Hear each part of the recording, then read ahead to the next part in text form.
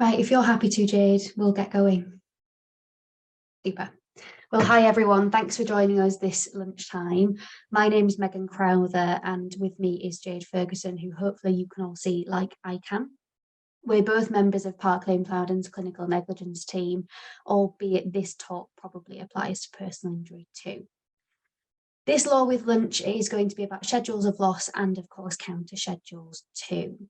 So whilst you're eating your lunch and getting your CPD, that's what we're going to be talking about. Since the last time any of you drafted a schedule or counter schedule, there has not been some sort of golden nugget released to me or Jade that we're here to share with you.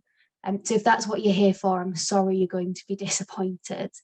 But what we hope to do is, rather than teach you to suck eggs and tell you things you already know, is really invite the opportunity for you to pause and think a bit about schedules of loss and counter schedules and what they are. What can you do to improve yours? Is there anything you've been doing because you're stuck in your ways? And actually, could you do it a bit better? And so rather than doing all of that in a 10 top tips style talk, we thought it might be more helpful to start with the purpose and how you prepare a schedule or counter schedule, then move on to the format and the narrative. So what does that look like? What's the presentation of the document supposed to be? And then we'll delve into general damages, past and future losses. So you have those big headers that you'll be using in your schedule documents and with some tips from us along the way. If anyone has any questions, there is a chat function and a Q&A function. If you use those, Jade and I should be able to see them, and we'll address any questions at the end. And we will ask you all at the end if there's anything else, and by all means, drop us a message using those tools. So with all of that in mind, I'll start with what is the purpose of a schedule or counter schedule. What is it? Some say, well, it's how you claim your money, you present your loss. If it's a counter schedule, is it just your means to deny the claim? You say, claim denied. It's not our fault. Is it just something you have to do because there has been a direction and there is a court deadline? We think it's a little bit more than all of those things. If we look at what the civil procedure rules tell us, it's not that helpful. Surprise, surprise.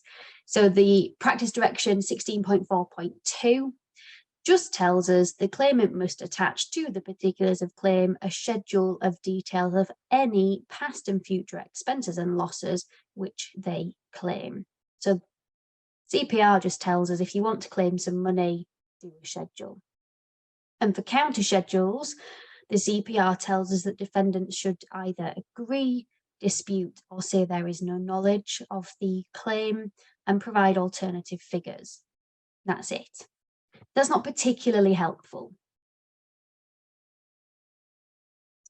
What we think schedules should be and should be thought of, and this is where we invite you just to take a breath and think about what they are for a moment. They're advocacy. It's written advocacy, but that's what it is. We think about oral advocacy quite often, and obviously Jade and I are instructed to go to court and be advocates, but this is written advocacy. The documents should be persuasive.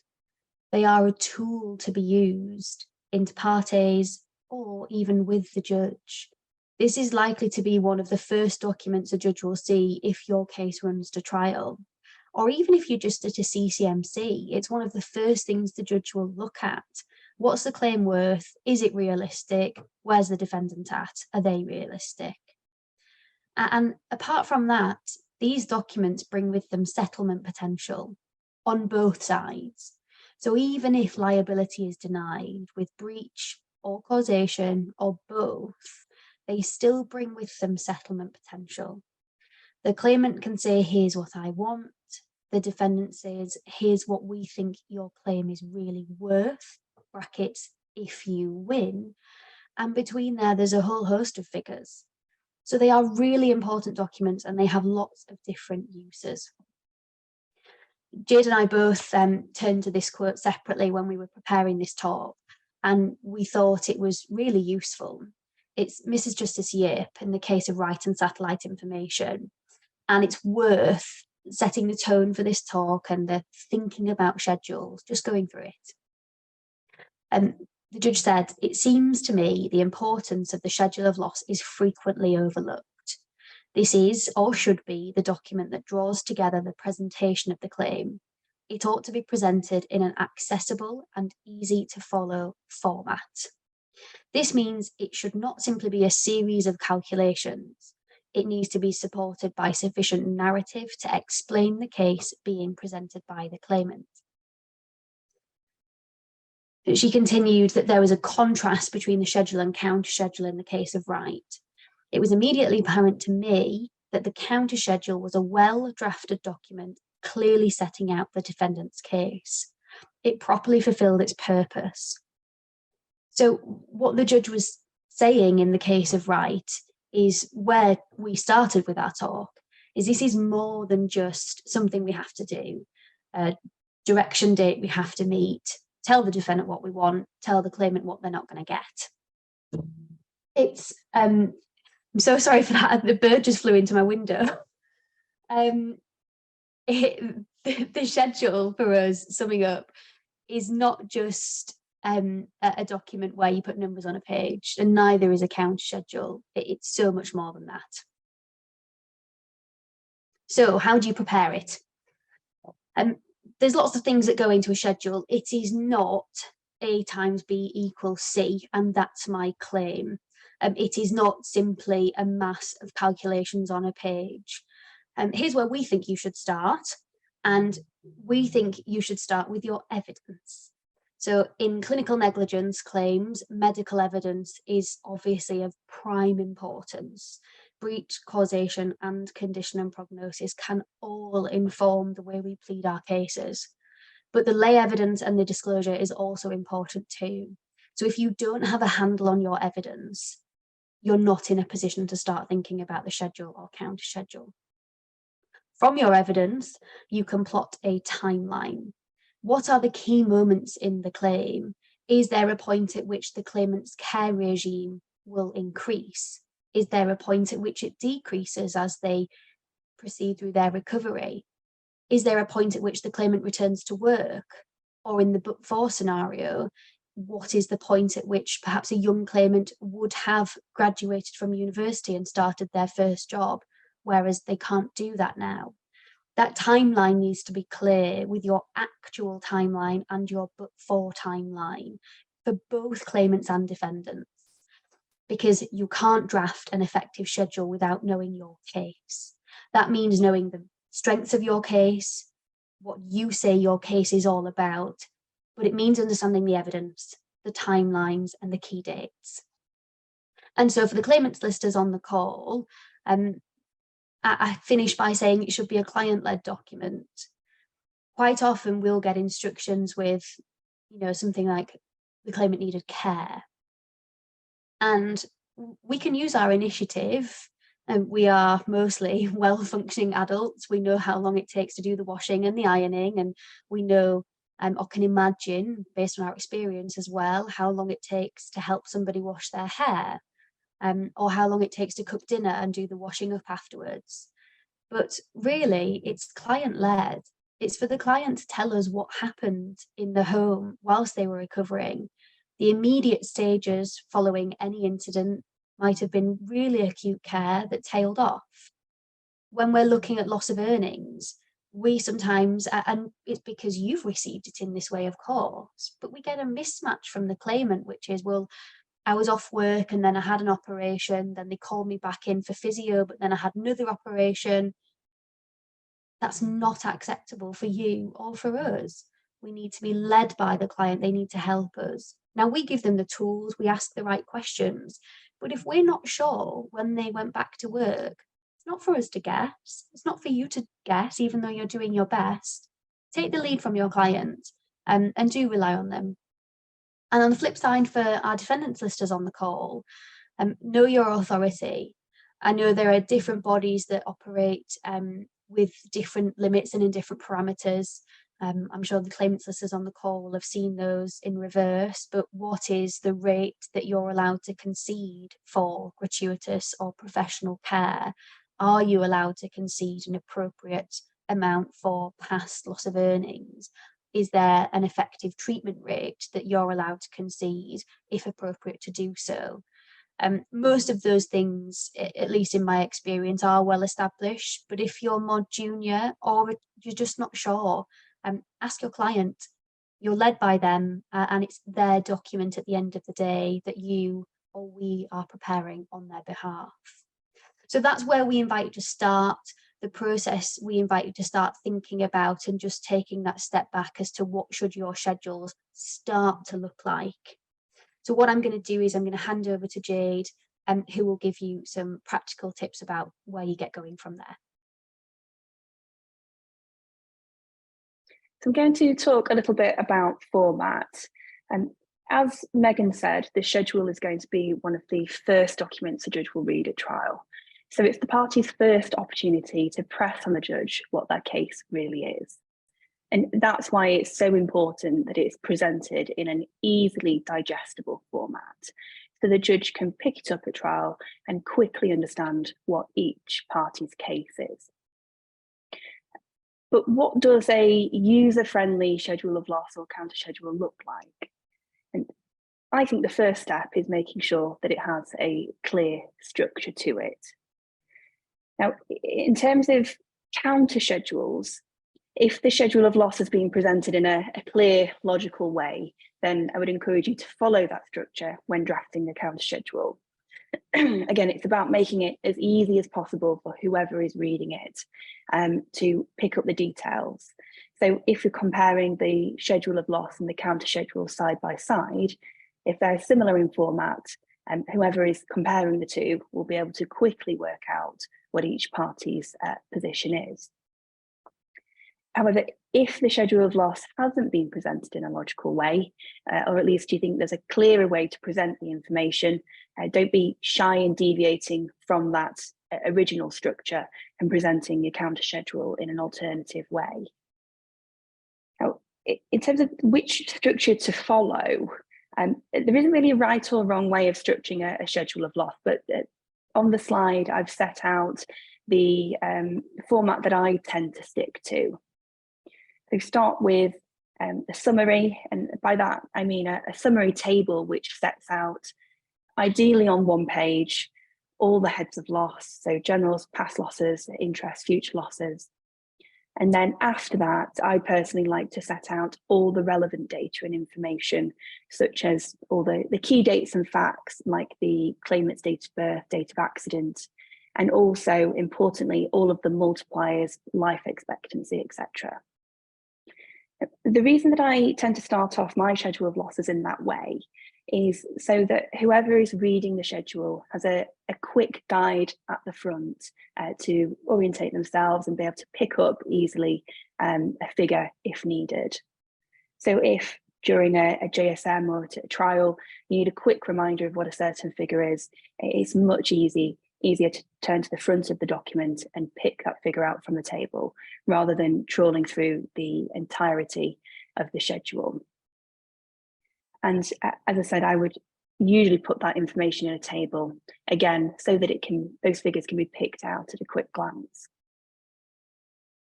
Now, in terms of the background, yes, claimant solicitors, you're setting out simply what the case is about, but also think of it as an opportunity to tell your client's story, explain what the claimant's life was like pre-injury compared to what the future likely holds for them now.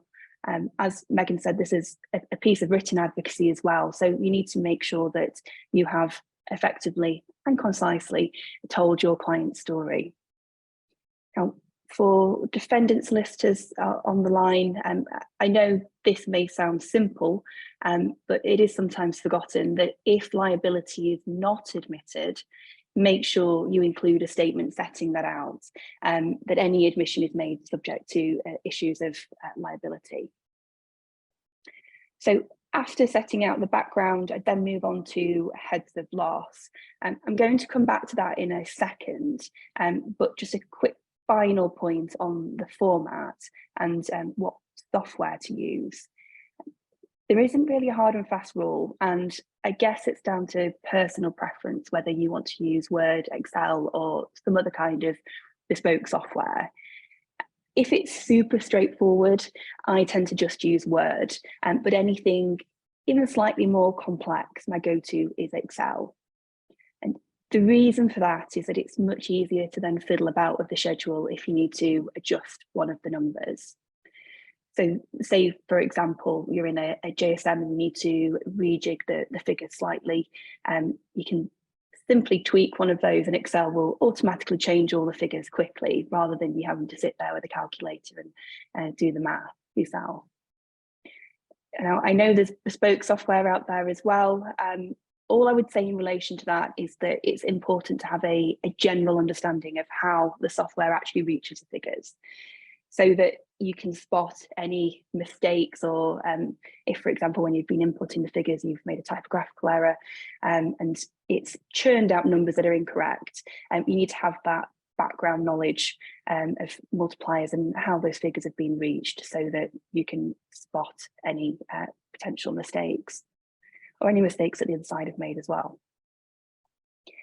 Now, I'm going to move back onto heads of loss and onto the narrative that needs to be included in that section of the schedule. Now, it's really easy to fall into the trap of assuming that because it's a schedule of loss, it's a number crunching exercise. But really, it's not helpful to have a series of calculations with no explanation as to how the author actually got there. As Megan set out, the schedule is an essential part of the written advocacy in the case. And that's why it's important to have a clear narrative which explains to the judge exactly how you arrived at those figures and explains it in a persuasive way. Now, if the schedule is too sparse in terms of narrative, and in turn, it's not clear how the figures have been arrived at from a quick glance, I think that undermines the credibility of not just the schedule, but effectively your client's case. You need to make sure that everything is backed up by evidence and it's clear where you've pulled those figures from. Now, to be clear, I'm not encouraging you to include lengthy, unwarranted discussion or submissions in your schedule. My view, again, is that this is not a place to be citing case law or making legal arguments. Perhaps you could include that in a without prejudice schedule for a JSM, but my view is that shouldn't be in a trial schedule. So although there should be some narrative in there, it needs to be limited to the facts and the evidence. And it's really about getting that balance right between the narrative and the numbers. As I've already touched on, the figures should also be supported by evidence, whether that's evidence from your lay client or expert evidence. It's really important that you don't just throw a figure in there that isn't supported by the evidence and can't be properly explained in the narrative. And that again goes back to making sure that your schedule is credible. And it's going to be much more persuasive if you can point to certain sections of the expert evidence to confirm how you've arrived at those figures. And don't be afraid to use things such as footnotes when referring to those sections of the evidence too, if that makes it clearer and neater within the body of the schedule.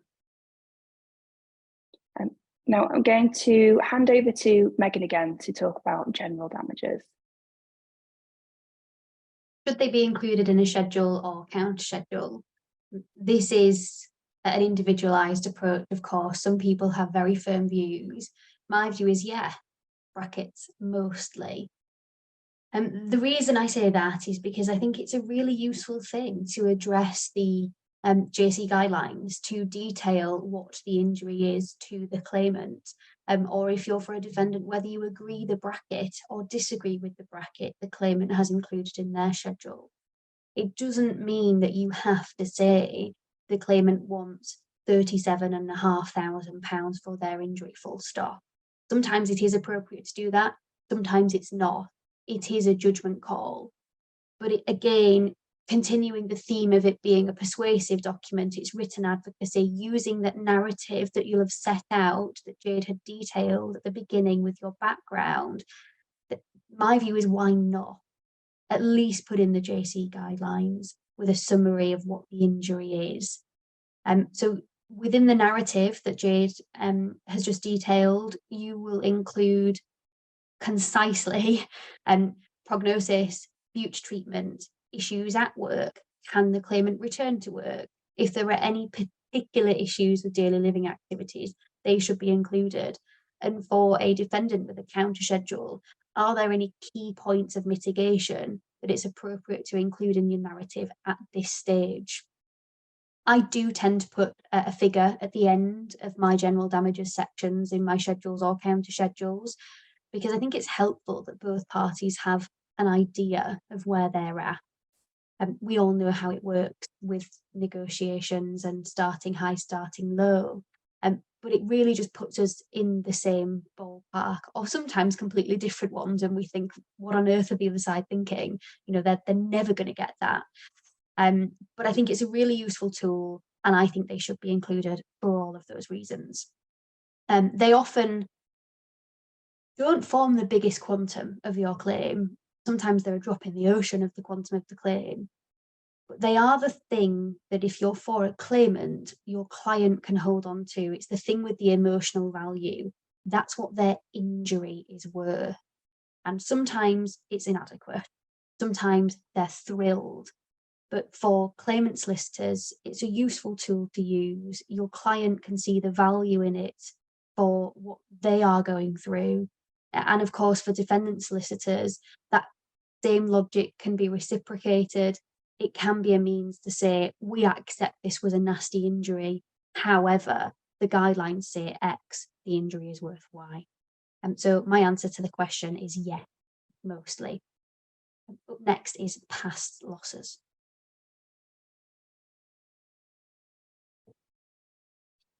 Now, I'm going to whip through this section fairly quickly and just highlight a few things to watch out for.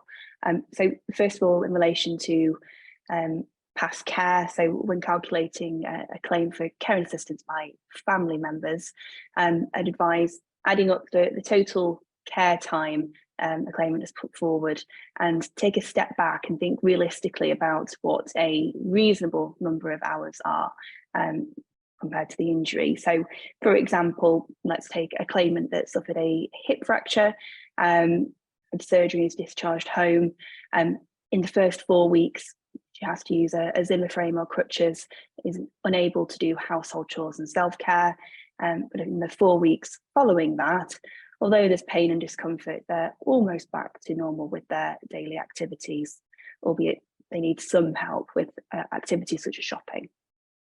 Now, a claimant like that might be claiming something like 4 hours per day over that 8-week period, which, if we're looking at it from the point when she first left the hospital and was struggling most with mobility, then yes, 4 hours a day might be appropriate. But we have to be realistic, because we know that the claimant's symptoms will have improved over time. She will have become more mobile. And by the time we get to the end of that 8-week period, they're far less dependent on care from others. So the takeaway point really is to think critically about the points in time when the claimant would have likely have become more independent. So, for example, the care is going to be greater in the first few days after the operation, might reduce slightly when she moves on to crutches, reduce slightly again when there's no need for mobilisation with crutches. So it's just a point to make the claim and the schedule more credible in breaking down certain points in time and making sure that you've readjusted those hours and making sure that they're really backed up by the medical evidence. Another couple of reminders in relation to past care, gratuitous care. It must be care which is well beyond the duty, the call of duty. So really, what I'm saying here is make sure that if you are putting in a claim for gratuitous care, that it actually falls within that definition and is over and above what the claimant would ordinarily receive. And finally, make sure that there's a reduction that has been applied for the rate of care if it is gratuitous. Travel costs, make sure that those costs are reasonably related to the claimant's injuries, or compare whether they would have been incurred in any event. Claimants sometimes fall into the error of including the cost of travel to and from legal appointments or appointments with the medical experts for the purpose of producing a report. Just a reminder that they are litigation costs and not damages. Medical expenses and treatments. It might seem obvious, and I've mentioned this previously, but make sure that any claim is backed up by medical evidence. Make sure you're going through your medical reports and that your experts are supportive of any treatment claims and medical expenses going forward, and make sure those are reasonably incurred. And again, it goes back to the credibility of the schedule as a whole. Moving on to loss of earnings, if you're dealing with a claimant that was employed before the accident, then of course seek disclosure of wage slips, and it will depend from case to case how far back you need to take those loss of earnings or those wage slips to work out loss of earnings. It will essentially depend on the claimant's career and how complicated the issues are, but I've used an example on the slide of quite what I'm going to say is a straightforward example of when you would deviate from perhaps the usual rule of using a 12-week period to get an average and extend it slightly. So in the example on the slide, the hypothetical claimant receives a net income of £2,000 per month. However, in December, let's say the company that she works for did exceptionally well and she got a £3,000 bonus. So the overall figure for December is 5,000. So we've got 4 months worth of wage slips there. If we use the usual 12-week rule, or 3 months in this case, that equates to a net average of £3,000 per month. However, we know that the claimant usually only earns £2,000 a month. So the Christmas bonus has skewed the figures slightly in this situation. And if we exclude the December income, then, which is likely what the defendant will be wanting to do, then the average figure comes to just £2,000. So it's just a simple example, which I think highlights the importance of examining the figures and trying to look into whether actually it would be better to work out loss of earnings over a longer period of time than you ordinarily would, and just watch out that there's no figures in there that can skew the claim slightly and perhaps mean that the other side have a bit of a windfall. I'm going to move back over to Megan now to talk about future losses. I start by adopting everything that Jade said and saying the same principles apply from past losses to future losses. Check your figures, be reasonable. But thinking more specifically about future losses, how they appear in the schedule and the presentation of the claim, structure is really important. It's not just that you have your heading of generals, past and future. That's what we've broadly entitled our slides, but you'll have noticed that Jade used subheadings on her slides to make it very clear with care, travel expenses, medical expenses, loss of earnings. That needs to continue through your future losses. And if there are different segments of time that you're talking about, use your structure to help with presentation for that. If there is a change in a care regime expected in 10 years' time, make clear that that's the period of time we're talking about on both the schedule and counter schedule. Structure will really help define what we're talking about and for what period of time. And to that extent, keep using your timeline, keep using your narrative. It doesn't just stop at slide 5, whenever it was, when Jade had given us all her tips about narrative, it continues throughout. Those tips aren't just for background. I think Jade said, use your medical evidence, which is a great tip, in a concise way, and use the footnote. So keep that flow through the schedule so that whoever is reading the schedule or counter schedule can understand the flow of the case, the flow of the quantum presentation. And it should be nice and clear for the reader, whether that is the other side or the judge. It's fairly obvious that I'm saying this, but I think it always needs to be said, check your multipliers. When we're talking about future losses, multipliers always make a surprising difference. Your multiplicand, or your annual loss, could be relatively discreet. It might be a few £1,000s. It's not much in the scheme of things. But if your multiplier is wrong, which is a reflection of the duration of your claim, you could lose or gain thousands incorrectly. So both sides need to be aware of that. Another tip I've got on this before we look at something more specific with loss of earnings is there is a range of what is realistic. I think we all know that. I think when we're for a claimant, we are at the upper end of that range, and when we're for a defendant, we're at the lower end of that range.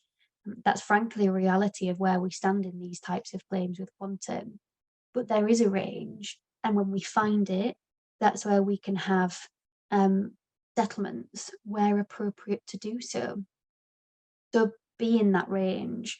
If you're for a claimant, aim high, yeah, but don't be unrealistic, because it's such an easy point, and it goes back to something Jade said earlier, which is it can undermine the credibility of your schedule. So make sure you're in that range. And similarly for a defendant, don't be outside that range at the bottom end. If your entire schedule is unrealistically negative and contains a lot of hyperbole, and this is outrageous, this would never happen, and you start stemming away from the constructive narrative and the constructive figures, again, that document starts to lack credibility. And so use all of those tools throughout all of your claims into future losses, and address the alternative. So this is something that we've dealt with throughout, but for both parties, for a claimant, you might have scenario A or scenario B, depending on the outcome of something in the future. It might not be appropriate to claim a chance. It might be either A or B. But for a defendant, even if breach or causation is denied, it's not the right approach, in my view, to just say it's denied, full stop. There won't be any future losses, full stop. Liabilities disputed, it's not admitted. Do go on to do that, because if you miss your opportunity as a defendant to put in a persuasive counter schedule addressing quantum, then if you get to trial or at a JSM, you and your advocate is going to have an uphill battle because you haven't used all the tools to your disposal. Loss of earnings can be substantial, and it can be relatively discreet. It's all case specific, obviously, but a big question that we're often asked in instructions is Smith & Manchester or Ogden? That, I think, is probably a talk in and of itself. But what we can say without going into any detail is use your expert evidence for both sides. And if your evidence isn't clear, what do you need to seek that clarity? Do you need information from your claimant? Do you need information from your the trust that you represent? Can they help you understand something? Do you need to just go back and ask a question or have a conference? Because these are important issues. Smith & Manchester amounts to something, but not always a lot. Ogden is a continual loss approach for life. And so it makes a huge difference. An example recently is I drafted a schedule in a personal injury claim for a claimant, and for reasons of her preference, we wanted to press to settlement. We did do that, but we had to present an A or B approach, because we didn't know if she'd recover from her PTSD, which was significant. We didn't know if she'd be disabled or not. And her Smith and Manchester came to about 70 grand. Her Ogden claim came to about 250 grand. So it's huge differences that we're talking about. So the evidence has to be on point for both sides. If you are in Ogden, multiplicans are net. They're always claimed net, not gross. Think about promotions and think about things like part-time work, childcare.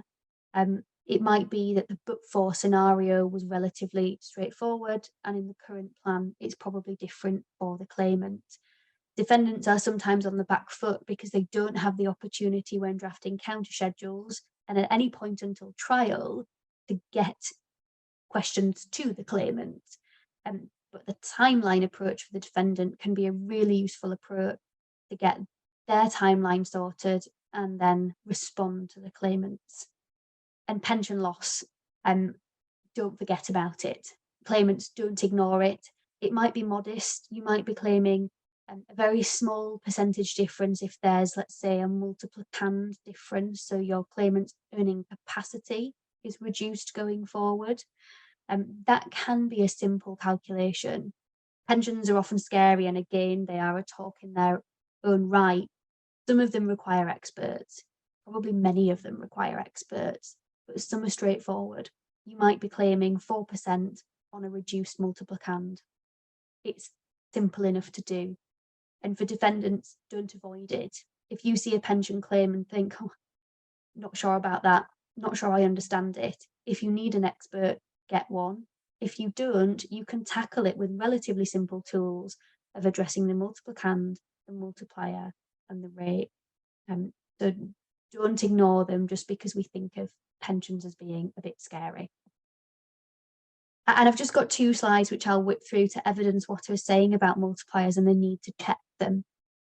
It's just a worked example of a 35-year-old woman who will work to age 65, but she's now disabled. The first line on the slide is showing her but-for earnings, let's say £10,000, nice and easy. A multiplier was 30.55 to working age 65, but now she's disabled. So we add a contingent of 0.59. That gets us to 125 grand. But what is missing is the original contingency. The contingency for a woman who was not disabled, who was employed at level 3 qualifications. And the difference that makes brings us down to £89,000, there or thereabout. So it's a difference of about 36 grand, which is not insubstantial. Now, any claimant solicitors on the line might be thinking, well, so what? I'll present the loss of 125, maybe my client gets more. I think that's the wrong approach. I think there are very few defendant solicitors or counsel that wouldn't spot that. And I think you're opening yourself to a very easy hit, which it's just not worth doing because it goes back to credibility. Similarly, on the flip side for defendants, it might be an error, to just look out for it and it could save you a lot of money. Another approach or example rather, same thing, a 40-year-old man working to age 65, if he's got a reduced earning capacity, say due to promotion, but the wrong multiplier has been used. It's been used to age 68, not age 65, when he intends to or would have to stop working. Again, working through the figures, we see the wrong multiplier is 27.86. The correct multiplier is 24.97. So we're working on a difference of about 3. The number 3 doesn't seem a lot when we're talking about hundreds of thousands of pounds, but we can see it makes a difference of about 12 grand. So that's almost, or depending on which way you cut it, 10% of this loss of earnings claim. So you can see how the numbers do start to stack up when we're not accurate about them. And if you use an approach which I do, which is Jade's table approach, and you get all your multipliers and all your contingencies set out at the beginning, you can make sure you've used them throughout, and anyone reviewing your schedule or counter schedule can do the same. So that's why I also adopt the same approach that Jade does. So I'll hand back over to Jade for summing up of our talk. Thank you. We've got a range of people of different levels of experience listening in. So I'm hoping that we've either provided a helpful overview on how to tackle a schedule if you've not drafted one before, or at least a refresher session on some of the important points to keep in mind. Now, before we do wrap up, I've got just a couple of generic points to hammer home. Megan's already touched on this, but be realistic. Tactically speaking, yes, you don't want to cast the value of your case too high or too low in the initial stages, otherwise that is going to impact your ability to negotiate productively. So there may be some theoretically arguable calculations thrown into the schedule to keep the value higher or lower, but it should all still have a sound and evidential basis for the figures. It is not appropriate as a tactic to be unrealistic or put figures in there that aren't supported by the evidence. It's something we've been hammering home all the way through the talk, but again, it damages the credibility and the persuasiveness of your client's case going forward. The second point, internal consistency, ties into being realistic and ensuring the schedule is consistent throughout. What I mean is you need to be careful not to unrealistically try to maximize or minimize some areas of the loss, which then leads to inconsistencies with other figures in the schedule. So, for example, it might be the defendant's case that the claimant would likely have been on a relatively low income before the accident. So the defendant's case is that the loss of earnings claim is minimal. If the defendant is pushing an argument like that, it then may be inconsistent to try and also argue that before the accident, the claimant would have been living in a larger property and the accommodation part of the claim ought to be smaller. The difficulty with that is if the claimant is likely to be a lower earner, it's also likely that they would have been living in a smaller property. Now, obviously that's not always the case, but that's something that a judge might lean towards. So although it may at first seem like a benefit to argue that both the loss of earnings claim and the accommodation claim should be lower, it might be that those two arguments are inconsistent. So you need to be careful and kind of pick your hills to die on, essentially, because if you do have inconsistencies in there, it undermines the credibility for both of the arguments that you're trying to put forward. Okay, I think that's everything from me and Megan. So thank you all for listening. I hope it's been useful. I recognise that it's a kind of topic where you might not have questions at the moment, but they may arise later when you're in the course of actually drafting a schedule. So if that is the case, our email addresses are up there. Please feel free to drop either myself or Megan an email if you do have any questions. And if not, enjoy the rest of your lunch.